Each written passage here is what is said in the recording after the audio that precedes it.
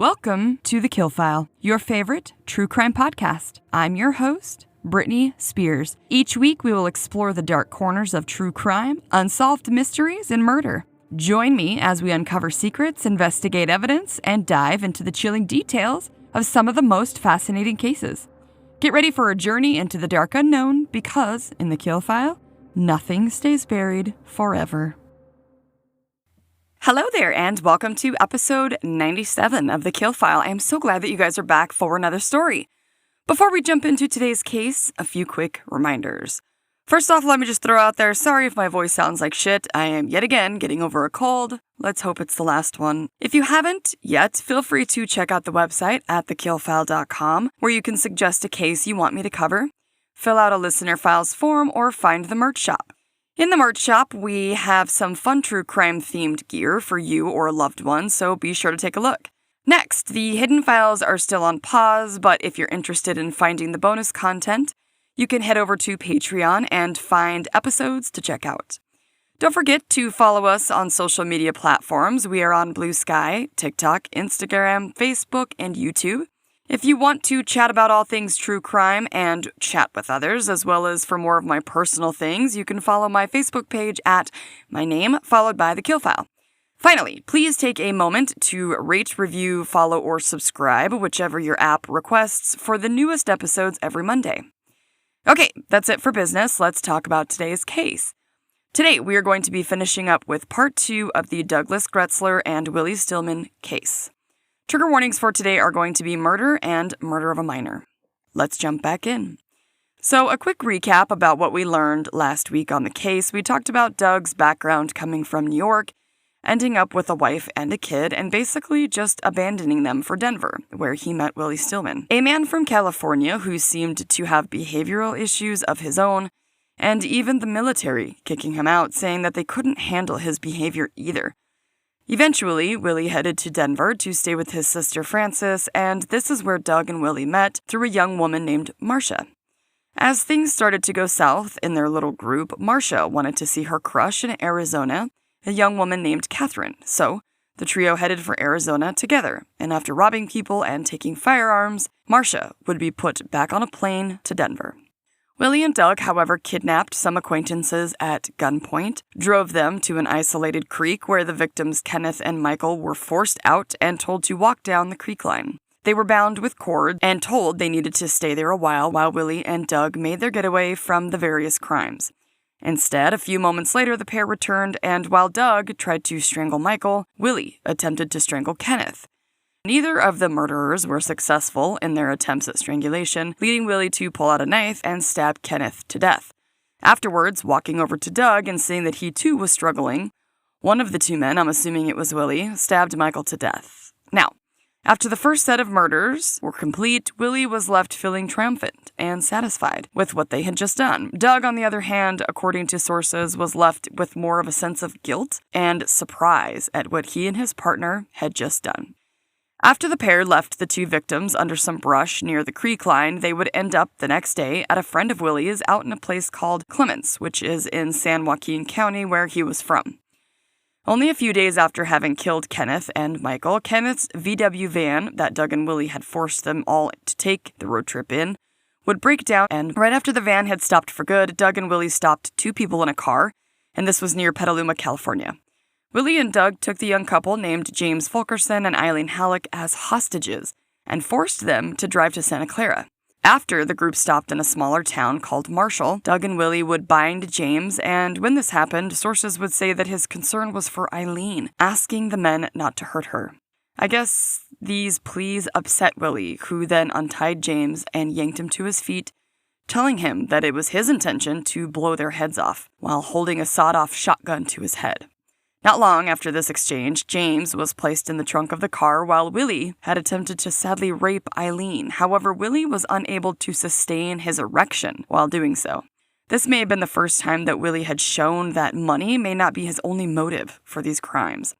After arriving in Mountain View, Doug and Willie then proceeded to rob the young couple, but in a shocking turn of events, they released them without killing them around 9 a.m. the next morning. The pair then stole a sedan from a nearby parking lot and headed off. It was said in sources that the young couple never reported this incident because they had been threatened with their lives if they did. After what they did to this young couple, both Willie and Doug were convinced that they would go to the police, and that the criminals would somehow be connected to the murders of Kenneth and Michael, so they decided to take off back to the Phoenix area. While they were on their way to Arizona, they picked up a young hitchhiker named Steve Loran, who was said to be around the Monterey Bay area when they picked him up. Steve was just 18 years old and was trying to make his way out to Arizona and was seemingly thankful for the lift when the killers picked him up, so much so that he even offered to help pay for gas for the drive.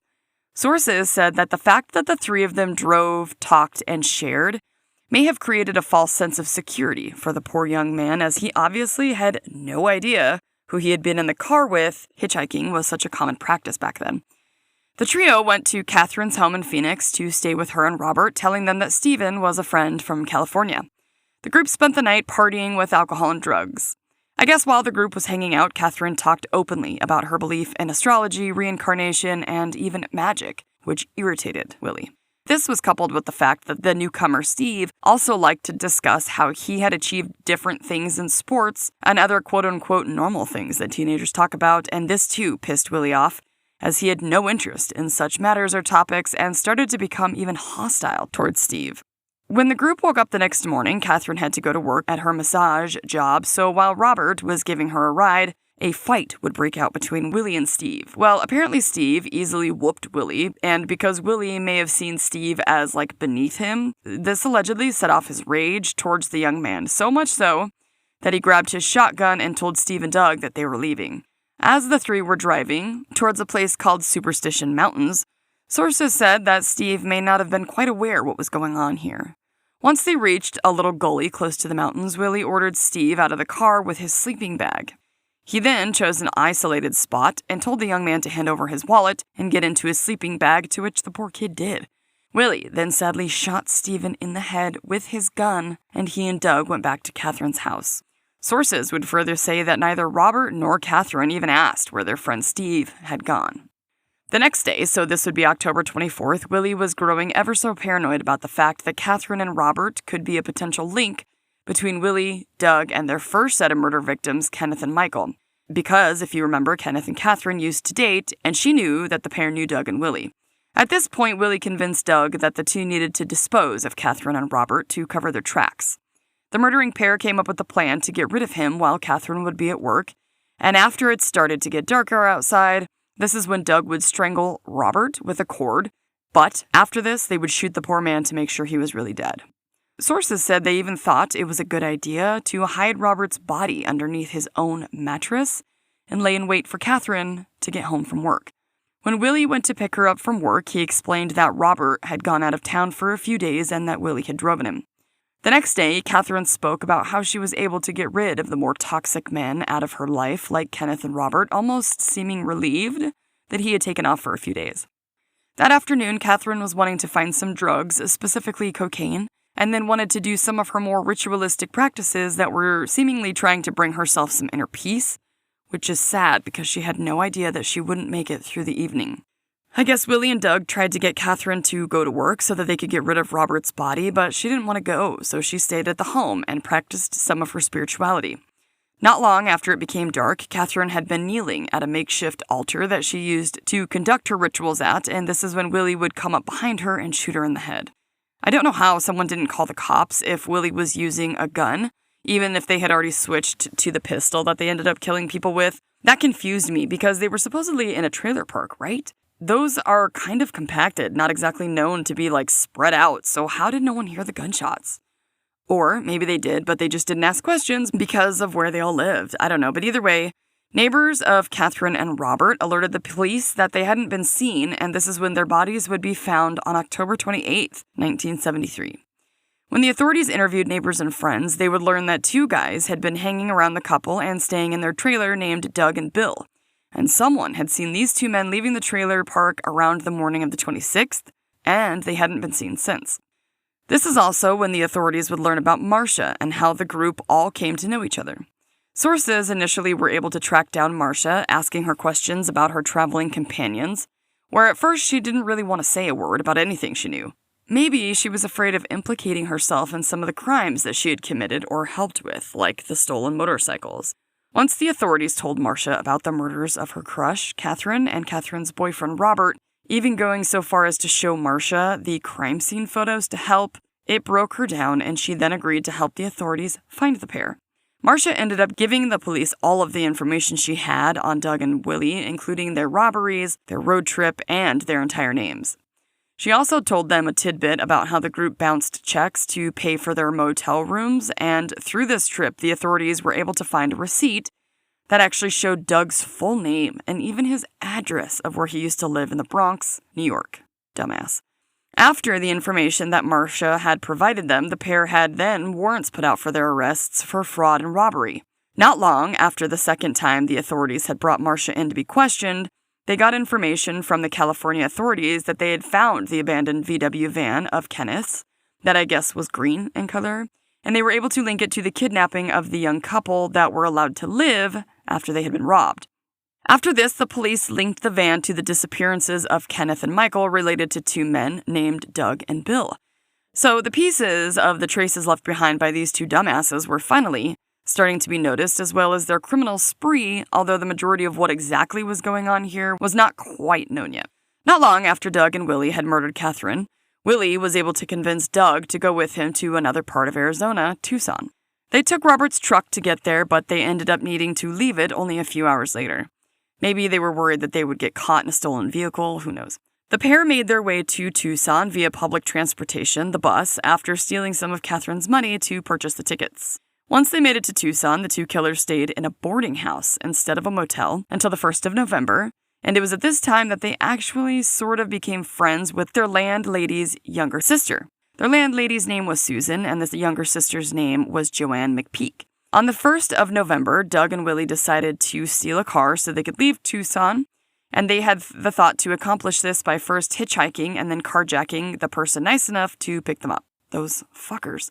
Unfortunately, this would be a young man named Gilbert Rodriguez Sierra, who at the time was driving a Dodge Charger. Now, I'm not exactly sure if he was actually stopping for Doug or Willie, or if he just happened to pull up to a stoplight that the pair were walking by, because many sources said that as he pulled up to the light, this is when Doug and Willie said, "Thank you for stopping." And this is when Willie pulled out his gun, said to be at the time a pistol, and told Gilbert to get in the back. I guess Gilbert was a student at the University of Arizona, which was around the place that Doug and Willie got in, Gilbert at the time only being 19 years old with his whole life ahead of him. Willie told Gilbert that he himself was indeed a hitman that had just killed a cop and was on the run. Later, Doug would state that he didn't know if Gilbert believed Willie or not because he kind of had this blank expression on his face. He was probably just surprised and scared at what was happening to him. Not long after the hijacking of the Charger, Willie made Gilbert get into the trunk of his own car before Doug and Willie went over to Joanne's apartment, where she lived with her boyfriend, a young man named Michael Marsh. When they got to the apartment they had been at earlier that day, they convinced Joanne and Michael to come with them to buy some drugs. And sources said Willie kind of offhandedly said something about having a narc in the trunk of the car. Joanne then told the pair she did not believe them, probably thinking that they were making the whole thing up to try to impress the young couple or to make them seem like tougher than they were. Willie then went through Gilbert's glove box to find some kind of ID on their kidnap or hijack victim. Then he yelled into the back asking if his name was Gilbert, to which Gilbert yelled back yes. Then Willie announced to the group that he was going to kill this young man and asked Joanne for directions to the desert. Gross.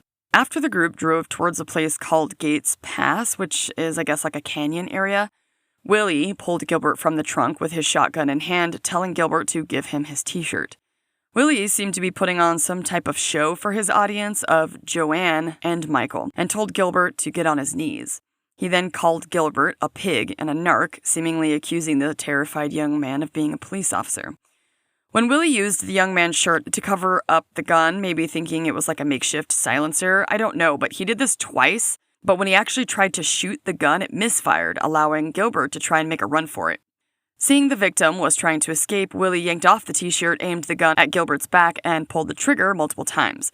Some sources said that not only did the poor victim fall onto a cactus, but then his body fell down like a little ravine, as the sound of laughter could be heard from Doug. Willie chased Gilbert down the ravine to ensure his victim was dead. He then shot Gilbert in the head and face close up. After this, the group of 4 went back towards the city to buy some drugs and then hung out for the rest of the night at a local drug house where they met a teenage boy named Donald Scott, who would come into play later on. Willie and Doug then wiped down the Dodge Charger and abandoned it in a local parking lot. Thankfully, Gilbert's body would be found just a day and a half from the time he had been murdered, and only a few days after this, he would be identified. Just a day later from the killing of Gilbert, so on November 3rd, Doug and Willie decided to hitchhike again, where they would end up in close proximity to where Gilbert had first pulled up to the stoplight. This time, however, another university student would stop with the intention of picking up the pair to give them a ride. Vincent Armstrong had been attending University of Arizona while working a part-time job to help pay his bills on the side. After Doug and Willie got into the vehicle, Willie brandished a pistol, stuck it into Vincent's side, and told him to keep driving. Which, if the guy pulled over to pick them up anyways, why did they need to attack or threaten him? I guess Vincent started to freak out at the unraveling situation, and in order to try and gain some control, Willie punched Vincent in the face and told him to pull over. Once he pulled over, Vincent scrambled into the passenger seat of his own car and Doug started to drive the Firebird away. Just then, Vincent made a move that incredibly showed that he was able to think quickly on his feet, and he went headfirst out the passenger door to try and escape. When Doug realized he jumped, he flipped the car around and headed straight for Vincent. Vincent quickly threw himself over a shorter wall and bolted for a church close by, and this is when Doug fled with the car. Vincent was said to have sustained injuries from jumping from the moving vehicle, such as scrapes, scratches, bruises, and even he busted his own glasses, so he couldn't see that well, but he did save his own life. Vincent was able to make it to the home of someone that he actually knew, and they called the police to report the incident and the theft of the car. The authorities not only found his glasses in the exact location where Vincent had alleged his escape, but one source in a local newspaper said that Vincent was actually a former police officer. Vincent was then treated at a nearby hospital, and later on, during the investigation into the crime, he would assist the authorities in making composite sketches of his assailants. Willie and Doug seemed to be unsure of what to do next after Vincent had jumped from the vehicle, driving around until they figured out a plan. As they had been driving around, they saw a man outside washing his car near his condo. This 28-year-old Marine veteran was a current student teacher named Michael Sandberg, and seeing an opportunity, Willie forced the man back inside of his own home at gunpoint. Michael was married to a woman a few years older than himself, Patricia, who had been 32 years old. Patricia had been inside cooking when the 3 men came into the kitchen, and this is when Willie would threaten Patricia with a knife, holding it to her neck. Willie told the couple that they intended to keep them as hostages until after dark, and that if they complied, they would not get hurt. Sources said that either Michael or Patricia insisted on allowing Patricia to take a Valium during this encounter to keep her calm and to settle her nerves, which Willie allowed. After she had taken her medication, she would make some sandwiches for their captors, as the murderers decided they needed to change the way they looked to avoid capture. Willie would shave off his mustache and then even tried to hide his black eye with some of Patricia's makeup, while Doug dyed his natural blonde hair brown. They each then took an outfit from Michael and changed into something clean before Doug forced Patricia to sit on the floor of the bathroom after binding her arms behind her back. The pair then made Michael lay face down on his bed before they bound him around his neck and ankles, and apparently they were able to do this in a way that if Michael were to struggle, he would end up killing himself with strangulation.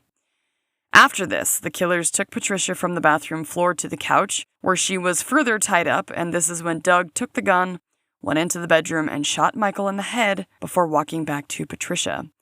Willie then held up a pillow to her head while Doug shot through the pillow as a makeshift silencer, hitting Patricia in the head.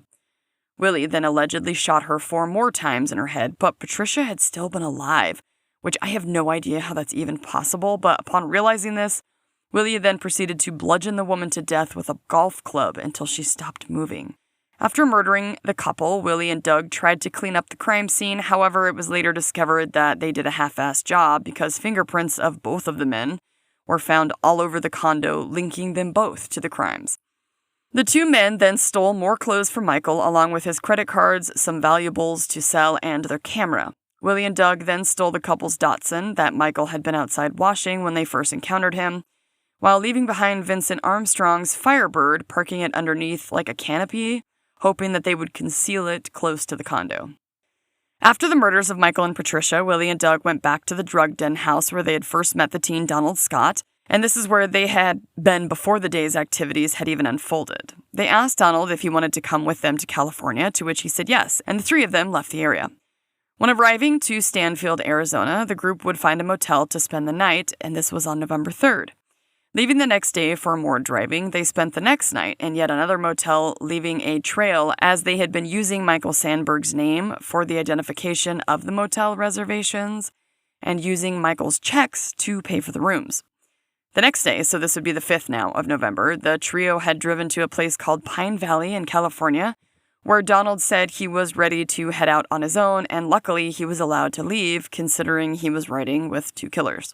Willie and Doug then headed towards Victor, California, where Willie wanted to rob the owners of a place called Union Market, knowing that they were wealthy. Willie had apparently had a not-so-great run-in with the couple who owned the business, named Joanne and Walter Perkin, and Willie somehow knew where the couple lived, saying that it was an isolated area, even surrounded by vineyards, calling it like an orchard. I guess Willie had tried to convince the owners to sell him things before on credit, but they refused, and eventually Walter seemingly couldn't stand Willie. But I don't really know if he ever really considered him dangerous. Willie estimated that if they robbed their home and store, they could get up to $20,000 from the one job, and this became their new goal. On November 6, 1973, Willie and Doug arrived to the place where Willie grew up, Lodi, where they would crash with a friend during the daytime until about 5 that evening. Willie ended up convincing his buddy to call his nephew, a teen named Gary Steelman Jr., and tell him that Willie's life was in danger, asking him to bring a gun, specifically a Derringer, without telling his own father about what was going on, to which the teenager did. After they acquired the gun, Doug and Willie told the friend and Gary they were leaving California, when in fact they drove instead to the United Market with the intentions of robbing its establishment first. Thinking that the only person they would run into would be the husband, Walter, but instead, they found no one there because the store had already been locked up for the evening. So, the killers headed to the Parkins residence, which was only a couple miles away. When Willie and Doug got to the house, both Joanne and Walter were out for the evening. However, an 18-year-old young woman named Debbie Early was babysitting along with her younger brother, a 15-year-old boy named Ricky. The two teens had been watching 11-year-old Lisa Parkin and 9-year-old Bobby Parkin that night when Willie and Doug arrived. Willie would convince the poor 18-year-old that he was actually just there to pay Parkins some money that he owed him, and then he pushed his way past Debbie where he pulled out a gun and started screaming at the children. Unfortunately, since it was 1973, the Parkins didn't have a ton of security options for their home, and I guess where they lived was a smaller town of only like 275 people, so maybe they felt it was more safe and they didn't really need a lot of protection. The killers then entered the home and yelled at the kids that they were actually only there for Walter, and that if everyone stayed calm, then no one was going to get hurt. The kids were then forced to sit on the couch as the two younger kids were crying. Debbie explained that the couple had been out bowling and they wouldn't be returning home for a few hours still. Debbie was a smart young girl. Before the men had even come into the house, she had called her own father, Richard Early Sr., as she was apparently already scared. So he rushed over to the Parkin home, and upon arriving, he was also held at gunpoint. When Richard had left his own house, he told his wife, Wanda, to call the cops if he didn't make it back within 15 minutes, and unfortunately, he told this information to Willie and Doug. I'm not victim blaming by any means. I have no idea what happened there, but man, I wish that Wanda could have just been allowed to call the cops if he hadn't come back, because the cops would have then shown up there. Instead, Willie told Doug to watch the children hostages, including the Early siblings, as he took Richard at gunpoint back to his own house to get his wife. Willie told Doug to kill all of the hostages and then flee if he, Richard, and Wanda were not back in 20 minutes. Shortly after, the three of them came back to the Parkin home. That night, around 9:30, as the situation was still unfolding, Debbie's fiancé, a young man named Mark Lang, said to be only about 20 years old, made his way to the Parkin house because he was supposed to give Ricky and Debbie a ride home after their babysitting gig. He ended up being yet another hostage as he was trying to console Debbie during the ordeal because she was, of course, shaken up. As the group waited for Joanne and Walter to come back, it must have felt like the longest hour of their lives, as the parents didn't come back until about 10:45 that night. I was surprised that the killers didn't have anyone call the bowling alley to ask them to come home, but maybe they wanted the extra time to figure out a plan, or Maybe they didn't want to alarm the parents into calling anyone or the cops. Who knows? As the couple arrived home, Willie and Doug had technically now 6 adult hostages and 3 child hostages, as they forced all of the adults to hand over any valuables or money. Then, as Joanne had begged, she was allowed to put her kids in her own bedroom and told her babies to go to sleep so that they didn't have to deal with or hear anything going on. Can you imagine your mom telling you to try to sleep as there are men with guns in the house? And you're probably more scared now than you ever have been in your life. There is no way I'd be able to sleep. After this, Willie ordered the adults, excluding Walter, into the bathroom, and this is when Doug tied them all up with some nylon cord that he had pulled out of Michael and Patricia's car that they had stolen and driven to the Parkin home. Doug tied up the men before tying up the women, where he then ordered them to all sit in a circle in the walk-in closet inside the master bedroom. And this is where he'd be able to watch over them while Willie took Walter to the United Market to also rob. Willie knew that the market had a safe where Walter kept a lot of cash, and upon retrieval, he was able to collect $4,000. Now, remember this is 73, so now that would be around $29,000. After this, Willie and Walter went back to the house. Walter was tied up as well and put in the closet with the rest of the hostages, where they were all gagged and had their ankles tied together. Doug and Willie then wiped their prints from any surfaces that they could think that they had touched. Doug told Willie that they should just flee because they got the money that they wanted. Willie refused, telling Doug that the whole time they had been on this crime spree, he had told Doug there couldn't be any witnesses. Doug then sadly and horrifically shot and killed both of the Parkin kids in the bedroom in what police would later say was a professional manner of killing.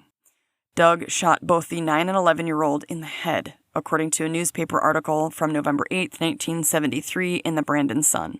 As the killers went to the closet, all of the hostages were now screaming, crying, and trying to break free.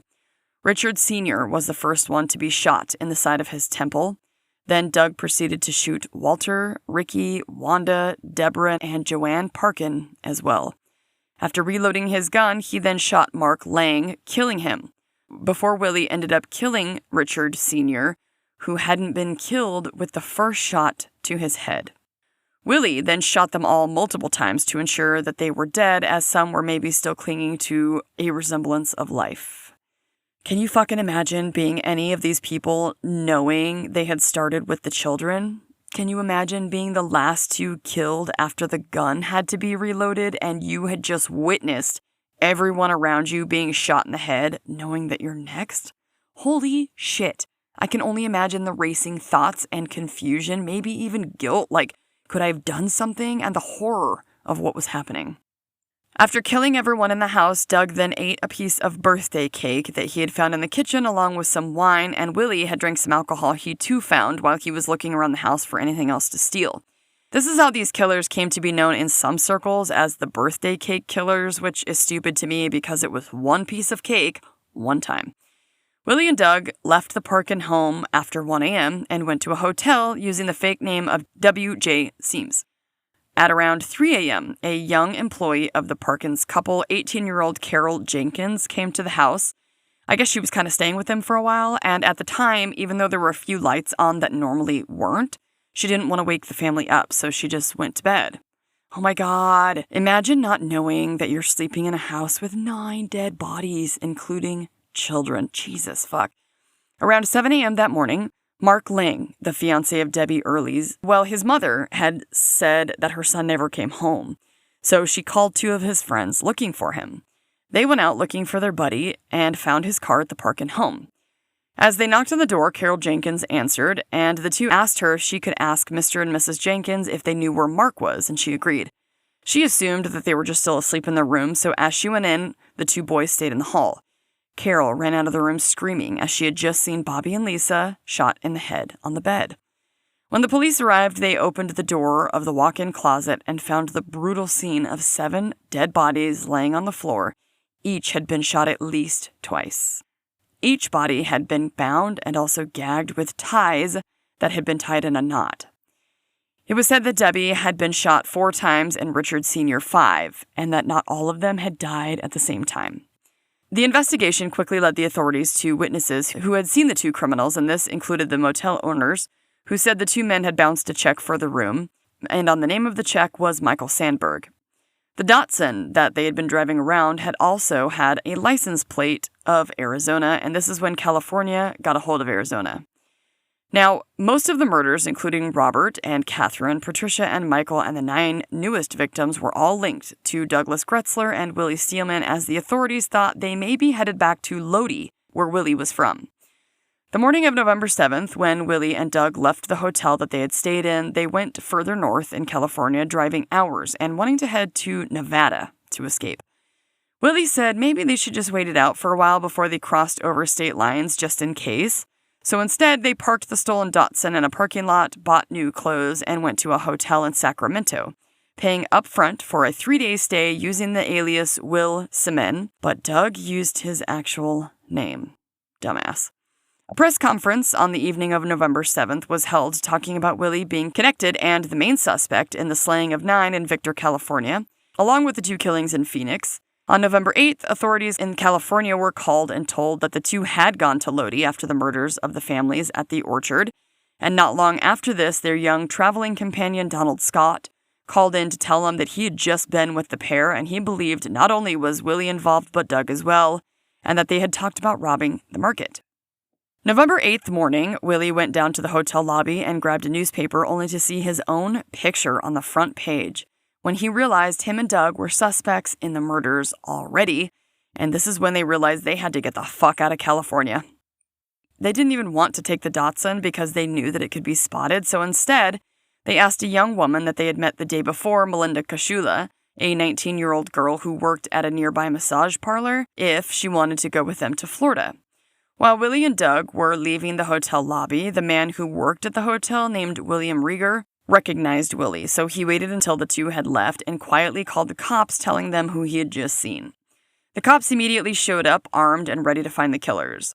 Willie and Doug were at Melinda's apartment, where she ended up saying no thanks to their offer of Florida, but she did say that she thought she might know a place where they could lay low in Davis. This is when Willie convinced Doug to go back to the hotel for their stuff because his own picture was already out there, but Doug's wasn't. Doug went back to the hotel and into the elevator to go to his room that had been on the 3rd floor. The cops had already sealed off the 2nd floor and had shooting officers ready on standby at the exits of the 2nd floor so that no one could flee. When Doug tried to get into his room, he heard a cop behind the door talking quietly on the phone and realized what was happening. He tried to run to the 4th floor, trying to escape. As he had the Derringer pistol on him, he put it in a little hole above a doorway, but as he went down to the 2nd floor, he knew he was caught, so he put his hands up to be arrested.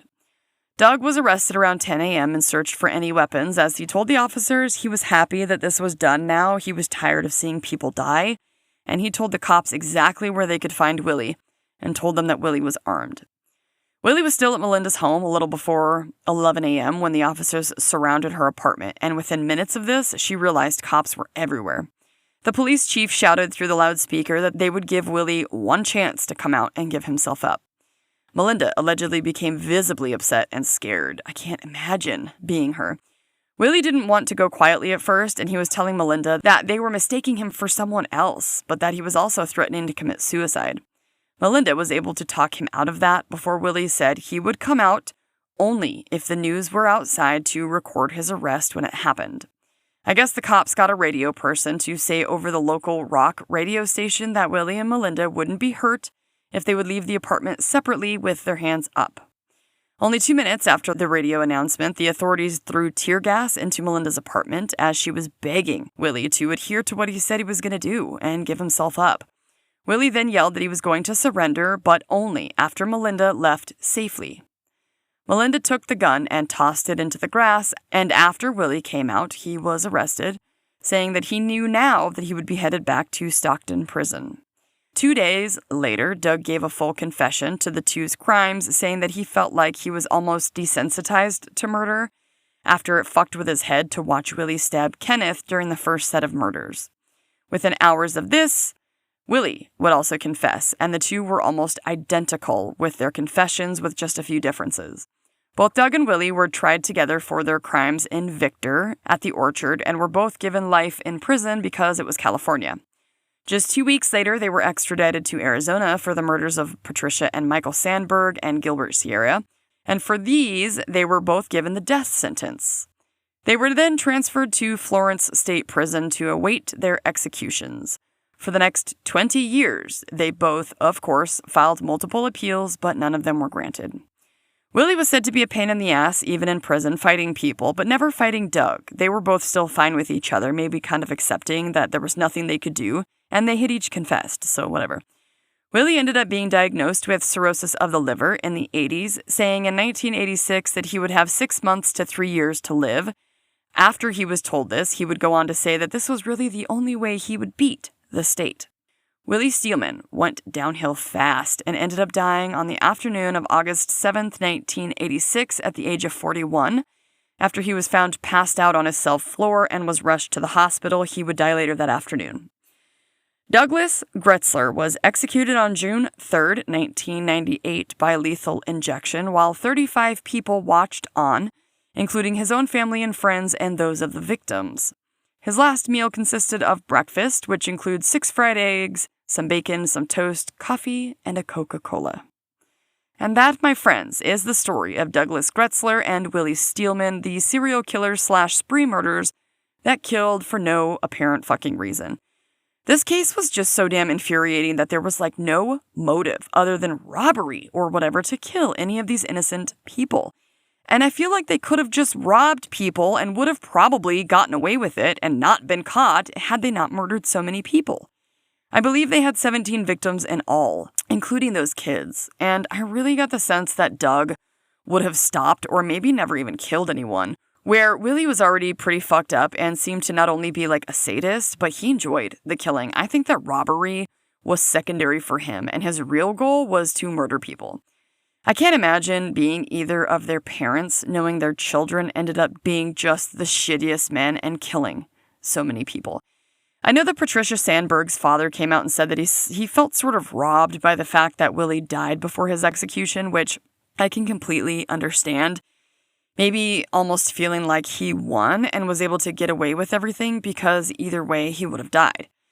That's awful, and I can imagine that that would haunt someone for a long time. I also couldn't help but wonder what it would be like to see someone you love or care about put to death. I feel like it's one thing to see someone that you hate who might have taken a loved one from you, to watch them die, but what is it like to watch someone you love or care about be put to death?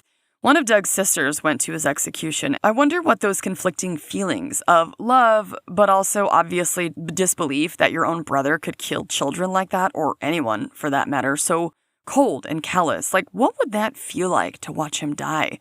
I also often wonder how it would feel if someone I loved ended up being a murderer, and not just a fight broke out and you killed someone in rage, which is also horrific, don't get me wrong, but a serial killer who took pleasure in murdering people. Do you still love them?